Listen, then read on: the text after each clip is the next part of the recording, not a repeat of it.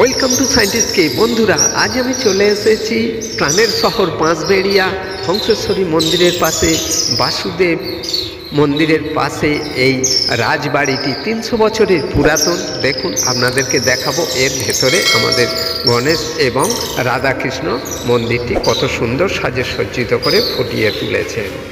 এই গণেশের মূর্তিটি সামনে বসানো হয়েছে।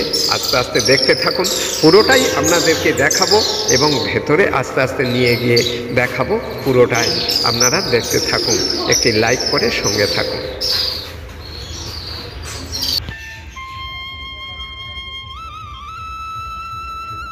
এইবার দেখুন এই রাধাকৃষ্ণর মূর্তিটি।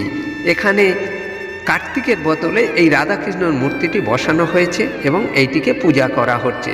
দেখুন কত সুন্দর সাজে সজ্জিত করে ফুটিয়ে তুলেছেন। অসাধারণ হয়েছে এই মূর্তিটি, আপনারা দেখতে থাকুন।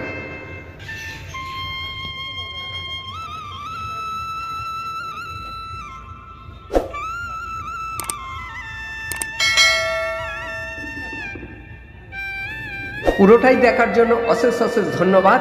আর যদি না সাবস্ক্রাইব করে থাকেন অবশ্যই সাবস্ক্রাইব করে নেবেন আর পাশের বেল আইকনটি দাবিয়ে নেবেন পরবর্তী নোটিফিকেশান পাওয়ার জন্য। ধন্যবাদ।